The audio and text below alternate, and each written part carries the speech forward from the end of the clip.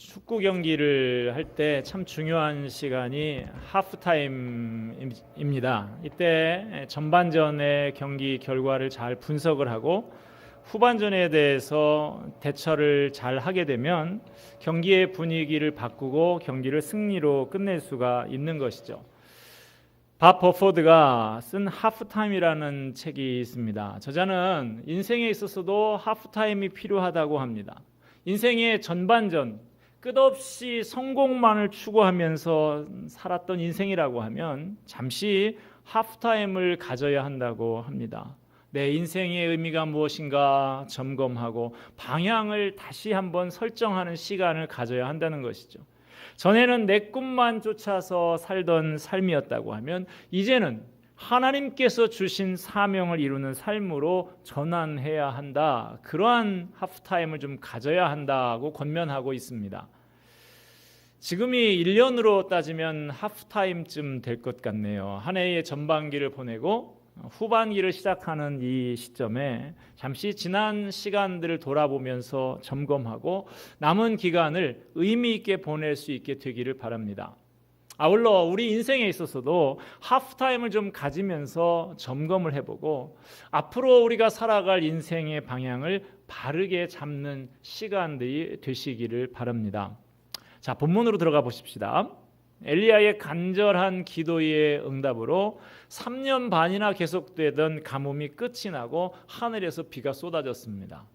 이 정도 되면 악한 세력들이 무릎을 꿇어서 회개하고 온 나라에 영적인 갱신과 부흥이 일어날 것 같았지만 왕비 이세벨은 전혀 기세가 죽지를 않고 오히려 더 등등해서 오히려 엘리야를 죽이겠다고 독을 품고 쫓아다닙니다.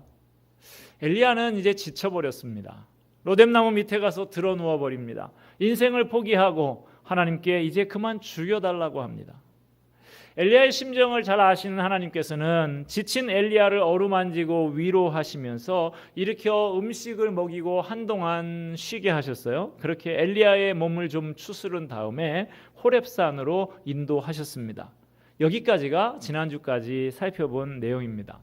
자, 엘리야가 그렇게 호렙산에 도착을 했습니다. 호렙산에 온 엘리야는 어떻게 하고 있습니까? 9절 말씀에 보면 엘리야가 그곳 굴에 들어가 거기서 머물더니 여호와의 말씀이 그에게 임하여 이르시되 엘리야야 내가 어찌하여 여기 있느냐. 하나님께서 호렙산으로 가라고 하시니까 호렙산까지 오기는 왔는데 엘리야는 아직까지도 아무것도 하고 싶은 의욕이 없는 상태입니다. 동굴 속에 들어가서 몇 날 며칠을 꼼짝도 않고 처박혀 있었어요. 하나님께서 답답해서 엘리야에게 물으십니다. 내가 어찌하여 여기 있느냐? 너 도대체 동굴에 처박혀서 뭐 하고 있냐? 천하의 엘리야가 왜 이러고 있어? 엘리야가 하나님 앞에 대답을 하는데 뭐라고 대답을 합니까? 10절 우리 다 같이 한번 읽어보도록 하겠습니다. 시작. 그가 대답하되 내가 만군의 하나님 여호와께 열심히 유별하오니 이는 이스라엘 자손이 주의 언약을 버리고 주의 제단을 헐며 칼로 주의 선지자들을 죽였음이오며 오직 나만 남았거늘 그들이 내 생명을 찾아 빼앗으려 하나이다. 네, 무슨 뜻입니까? 하나님, 제가 하나님을 위해서 얼마나 열심히 유별나게 뛰었는지 잘 아시지 않습니까? 이제 이 나라에 저 말고 누가 남았습니까? 하나님 편이라고는 저 하나 남았는데 저들은 저마저도 죽이려고 기세가 등등합니다. 그토록 열심히 뛰었는데 결과가 이게 뭡니까? 저도 이제 지쳤습니다. 저는 이제 그냥 이렇게 굴 속에 처박혀서 지낼랍니다. 바로 이런 뜻인 것이죠. 지금 이 자리에 나와 계신 여러분 중에도 혹시 엘리야만큼 지쳐있는 분은 없으신지 모르겠습니다. 오늘 본문에 나타난 엘리야의 모습은 어찌 보면 오늘날 우리의 모습과 아주 유사합니다. 다들 가정에서, 직장에서, 교회에서 나름대로 열심히들 살아오지 않으셨습니까? 그런데 그렇게 열심히 산 만큼 사람들이 좀 알아주고 성과를 거두면 좋겠는데 그렇지 않은 경우가 많습니다. 열심히 산다고 살았지만 워낙 힘든 삶에 찌들어서 지쳐버릴 수가 있습니다. 엘리야는 나는 열심히 한다고 했는데 모든 게 헛수고였다고. 세상 사람들은 하나같이 죄악된 길로 가버리고 자기 혼자 고독하게 남았는데 그들이 이제는 내 목숨마저도 노리고 있다고 하나님 앞에 푸념을 합니다. 11절 12절 말씀을 보면 이렇게 푸념을 하면서 굴 속에 처박혀 있는 엘리야를 하나님께서 불러내서 밖에다가 세우십니다. 엘리야가 굴 밖에 나갔었을 때 먼저 크고 강한 바람이 불어닥쳤습니다. 얼마나 사나운 바람인지 산을 가르고 바위를 부쉈다 그랬어요. 와, 하나님께서 임하시나 보다 했지만 하나님은 그 가운데 계시지 않았습니다. 그 후에 산이 흔들리는 큰 지진이 있었습니다. 아, 드디어 하나님께서 나타나시나 보다 했지만 하나님은 나타나지 않으셨어요. 그 후에 다시 불이 타서 활활 타오릅니다. 얼마 전에 하늘에서 불이 내려와서 엘리야의 그 제단을 살은 적이 있었으니까 이번에는 진짜 나타나시나 보다 했어요. 그러나 여전히 하나님은 나타나시지 않았습니다. 바람과 지진과 불, 굉장히 초자연적인 역사가 연이어서 벌어졌지만 그런 굉장한 사건들 속에 주님은 계시지 않았습니다. 하나님께서 엘리야를 만나기 원하시는 방법은 그런 것이 아니었어요. 굉장한 사건들이 다 지나가고 고요하고 잠잠해진 다음에 엘리야에게 소리가 들렸습니다. 그 소리는 집중해서 들어야만 들을 수 있을 만한 세미한 소리였어요. 그런데 바로 그 세미한 소리가 하나님의 음성, 하나님의 메시지였습니다. 그 세미한 소리에 귀를 기울일 때 하나님과 엘리야의 만남이 이루어졌습니다. 본문 13절에 보니까 엘리야는 그 세미한 소리를 듣고서 겉옷으로 얼굴을 가리고 동굴 어귀에 섰다 그랬습니다. 옷으로 얼굴을 가린다라고 하는 것은 영적으로 지금 바짝 긴장해서 조심스럽게 하나님을 대면했다는 말이죠. 자, 하나님께서 엘리야에게 조용히 들려주신 말씀의 내용은 어떤 내용일까요? 먼저 본문 13절 후반을 보면 엘리야야 내가 어찌하여 여기 있느냐. 하나님께서 엘리야가 왜 여기 있는지 궁금해서 물으시는 것이 아니고 엘리야야 너 자신을 좀 돌아봐라 라고 던지신 질문이죠. 내게 주어진 사명이 남아있는데 너 왜 이러고 있느냐 하는 말씀인 것이죠. 하나님께서는 큰 소리로 윽박지르지 않으시고 작은 소리로 조용히 말씀하셨습니다. 형식은 부드럽고 조용했습니다마는 그 내용을 보면 단호하고 분명한 내용입니다. 15절에서 17절 말씀입니다. 여호와께서 그에게 이르시되 너는 내 길을 돌이켜 광야를 통하여 다메섹에 가서 이르거든 하사엘에게 기름을 부어 아람의 왕이 되게 하고 너는 또 님시의 아들 예후에게 기름을 부어 아람의 왕이 되게 하고 또 아벨무올라 사밧의 아들 엘리사에게 기름을 부어 너를 대신하여 선지자가 되게 하라. 하사엘의 칼을 피하는 자를 예후가 죽일 것이요 예후의 칼을 피하는 자를 엘리사가 죽이리라.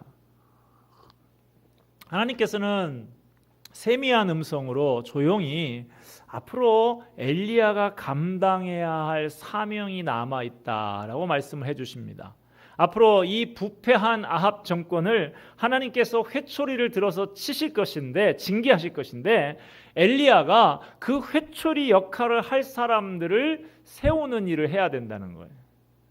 아람 왕 하사엘을 세워서 아합이 다스리는 이 부패한 이스라엘을 공격하게 해야 하고 예후를 세워서 구테타를 일으켜서 아합 정권과 바알 숭배자들을 제거해야 되고 또 엘리사를 후계자로 세워서 백성들을 가르치고 무서운 심판을 경고하는 역할을 해야 할 것을 이 엘리야에게 지금 말씀하고 있는 것입니다.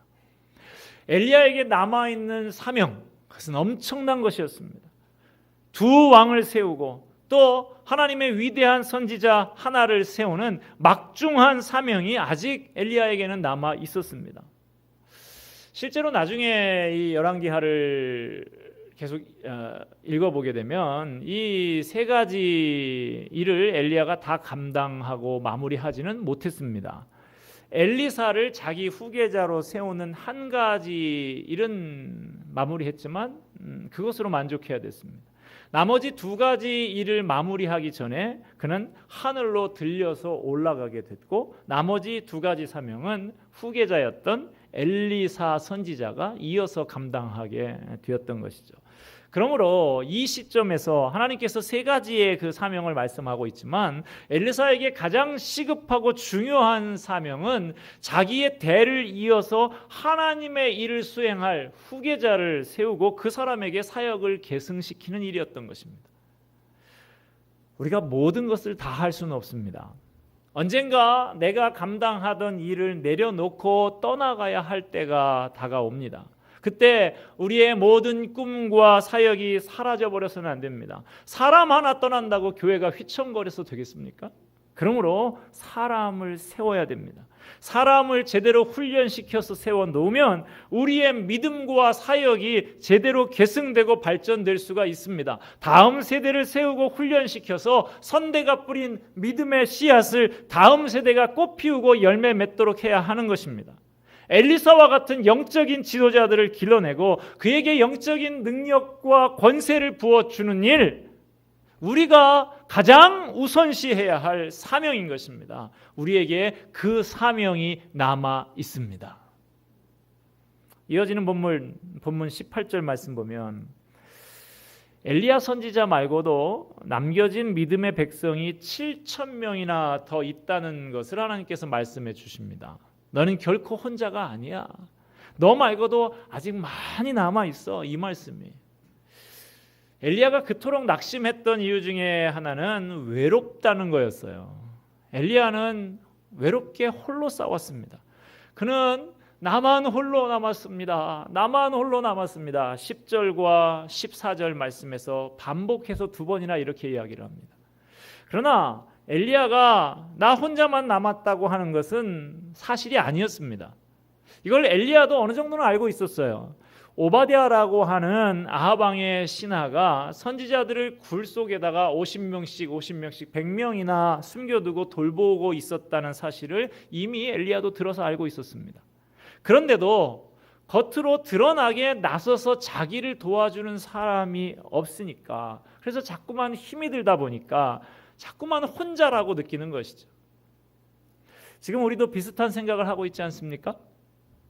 이 세상에 이런 어려운 문제를 가진 가정은 우리 집밖에 없을 거야. 직장 문제로 이렇게 고민하는 사람은 나밖에 없어. 이 교회를 위해서 밤낮 애쓰고 힘쓰는 사람은 나밖에 없어. 한 집에 살고 있는 부부지만 서로 혼자라고 생각을 합니다. 같은 회사에서 함께 일하는 동료가 있어도 혼자라고 생각을 해요. 한 교회 다니고 있어도 같은 믿음을 가진 동역자가 아니라 다 제각각이라고 생각을 합니다. 이런 생각에 빠져서 외로워하며 힘들어들 하고 있습니다. 그런데 정말 그렇습니까? 과연 여러분은 혼자입니까? 그 문제를 안고 있는 사람이 나 혼자뿐일까요?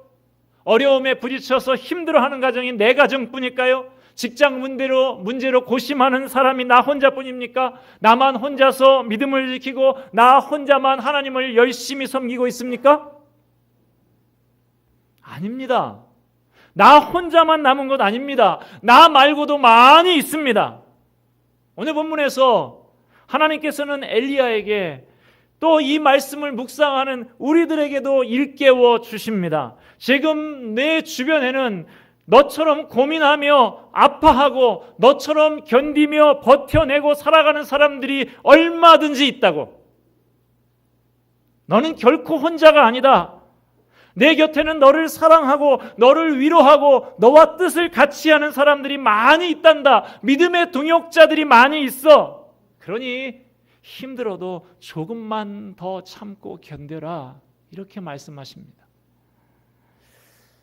오늘 본문의 엘리야는 세미한 음성으로 들려주신 그 하나님의 말씀을 통해서 시대의 흐름과 방향이 어떻게 흘러가게 되는지 파악하게 됐고, 하나님의 도구로 쓰임받을 사람을 세우는 사명이 아직 남아있다는 것을 알게 됐습니다. 또 자기 혼자만이 아니라 많은 믿음의 동역자들이 남아있다는 것을 알고는 소망을 갖고 다시 일어서게 됩니다. 이때가 바로 엘리야에게 하프타임이라고 할 만한 때였습니다. 하나님의 세미한 음성을 듣는 시간이 엘리야의 인생을 뒤바꿔 놓는 하프타임이 되었습니다. 이후로 엘리야는 다시 용기를 얻고 힘을 내어서 남은 후반기 사역을 힘있게 감당하다가 죽지 않고 하나님이 데려가시는 영광을 누리게 됩니다. 호렙산에서 엘리야가 경험한 하나님은 우리의 일반적으로 가지고 있는 상식을 깨뜨리는 것입니다. 우리는 언뜻 생각할 때 하나님은 항상 크고 대단하고 놀라운 방법으로 우리에게 다가오실 거라고 생각하기가 쉽습니다. 시리와 좌절에 빠져있는 우리들에게 하나님께서는 뭔가 놀랍고 대단한 사건을 한번 일으켜 주시면 금방이라도 힘이 나서 일어설 것 같아요. 그러나 그런 생각은 하나님의 생각과는 다른 생각입니다. 하나님은 오늘도 사람들이 기대하지 않는 방법을 통해서 조용히 자신의 뜻을 세상에 드러내고 계십니다. 그 조용히 울려 퍼지는 세미한 음성에 귀를 기울여야 합니다. 여러분, 너무 거창한 사건, 큰 소리에 민감하고 예민할 필요가 없습니다. 내 인생을 바꿔놓는 것은 내 내면을 향해서 조용히 들려주시는 하나님의 세미한 음성입니다. 고요한 중에 나에게 말씀하시는 하나님의 그 세미한 음성에 귀를 기울이시기 바랍니다. 우리가 너무나 분주하고 산만한 삶을 살아가다 보면 내게 들려주시는 하나님의 세미한 음성이 있어도 그것을 놓치고 살기 쉽습니다. 잠시 일상에서 좀 벗어나서 고독과 침묵 속에 하나님의 음성을 듣는 시간이 필요합니다. 내게 들려주시는 하나님의 세미한 음성을 들으며 마음을 새롭게 하는 것이 필요한 것입니다. 여러분, 인생의 하프타임을 좀 가져야 됩니다. 조용히 하나님의 세미한 음성에 귀 기울이며 지나온 인생을 돌아보는 시간을 가질 때 우리의 인생의 후반전, 더욱 의미 있고 알찬 후반전이 될 수 있는 것입니다. 여러분, 몇 년 전에 소천한 서강대학교의 장영희 교수라고 영문학 교수님인데요. 여성이시죠. 이분이 어떤 분이셨냐면 생후 1년 만에 두 다리를 쓰지 못하는 소아마비 1급 장애인이 됐습니다. 그런데도 장애를 딛고 영미 문학가, 번역가, 아이들의 영어 교과서 집필자, 또 수필가로 그렇게 왕성하게 활동을 하셨어요. 2001년에 유방암 선고를 받은 다음에 치료를 받고 완치 판정을 받았습니다. 그래서 1년 후에 다시 강단으로 돌아왔는데 2004년에 척추에서 또 암이 발견이 됐어요. 그리고 간암 판정까지 받는 연이은 시련을 계속해서 그러지 않아도 소아마비로 그렇게 어렵게 휠체어를 타고 목발을 짚고 다녀야 하는 이분에게 어려운 일이 계속해서 닥쳤습니다. 그런데 이 장 교수가 혹독한 병마와 싸우면서도 세상 사람들에게 늘 긍정적인 희망을 이야기하고 글을 쓰고 그랬던 분입니다. 이 장영희 교수의 유고집인 살아온 기적, 살아갈 기적이라는 책에 보면 다시 시작하기라는 제목의 수필이 있습니다.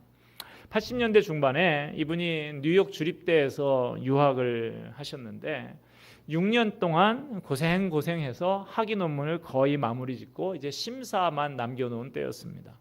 짐을 꾸려서 자동차 트렁크에다가 싣고 LA에 사는 언니네 집에 잠시 여행을 갔습니다. 그런데 도둑이 이 장 교수의 트렁크를 열고 그 짐꾸러기를 몽땅 다 훔쳐갔어요. 그 짐꾸러기 속에는 지난 2년 동안 날밤을 새워가면서 온갖 정성을 기울여서 쓴 박사학위 논문의 최종본이 들어있었어요. 그때만 해도 80년대 중반, 오래되지 않은 것 같지만 컴퓨터 워드 프로세서가 그렇게 대중화되지는 않았던 시절입니다. 그래서 논문을 전동 타자기로 작성을 했어요. 따로 저장이 되어 있질 않습니다. 2년 동안 힘들게 작성한 그 복잡한 내용의 박사학위 논문을 순전히 기억만을 되살려서 다시 복원해낸다. 거의 불가능한 것이죠. 그래서 이 장 교수가 낙심이 돼서 사흘 동안 방문을 걸어 잠가놓고 식음을 전폐하면서 차라리 죽었으면 좋겠다라는 생각만 하고 있었습니다. 그러던 어느 날 장 교수가 자신의 내면 깊숙이에서 들려오는 세미한 음성을 듣게 됐습니다. 괜찮아. 다시 시작하면 되잖아. 다시 시작할 수 있어. 이 세미한 음성을 들은 장 교수가 다시 시작을 했습니다. 그래서 1년 후에 잃어버렸던 그 논문보다도 더 훌륭한 학위 논문을 완성할 수 있었다고 그래요.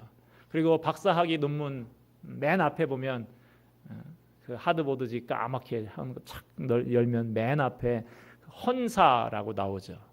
그간 이렇게 논문 준비하는데 누가 고생해줘서 감사하다고 뭐 이렇게 이런 내용들. 거기에 이렇게 적었다고 합니다. 내 논문 원고를 훔쳐가서 내게 삶에서 가장 중요한 교훈인 다시 시작하는 법을 가르쳐준 도둑에게 감사합니다. 그렇습니다. 다시 시작하면 됩니다. 오늘 여러분의 가정에, 직장에, 사업에 어려움이 있습니까? 고요히 마음을 정리하고 내 마음의 깊숙한 곳에서 울려주시는 그 하나님의 세미한 음성을 들어보십시오. 하나님께서 여러분에게 남은 사명이 있음을 깨닫게 하시고 나와 함께할 동역자들도 아직 많이 남아있음을 알게 하시고 새로운 용기를 주실 것입니다. 여러분 잠시 인생의 하프타임을 좀 가지시기 바랍니다. 조용히 하나님께서 들려주시는 세미한 음성에 귀 기울이며 여러분의 인생의 후반전을 좀 구상해 보시기 바랍니다. 정신없이 뛰지만 말고 잠시 좀 쉬어가야 됩니다. 나보다 하나님이 앞장서 가셔야 합니다. 하나님이 인도하시는 방향이 어딘지 살펴봐야 됩니다. 여기저기서 질러대는 사람들의 소리만 듣지 말고 내게 들려주시는 하나님의 세미한 음성에 귀를 기울일 때 남은 인생을 의미 있게 살 수 있습니다. 하나님의 세미한 음성을 들을 수 있도록 해주는 가장 기본적인 도구는 말씀과 기도입니다. 잠시 일상에서 벗어나서 말씀과 기도에 집중하는 시간을 가져야 됩니다. 한 해의 전반기를 마감하고 후반기를 막 시작한 이 시점이 우리 삶에 참 유익한 하프타임이 되기를 바랍니다. 일상에서 잠시 벗어나서 말씀과 기도에 집중하며 하나님의 세미한 음성을 듣는 저와 여러분이 되시기를 바랍니다. 그래서 그 음성에 순종함으로 하나님의 기쁨이 되는 더욱 의미 있는 삶을 사는 저와 여러분이 되기를 간절히 소원합니다.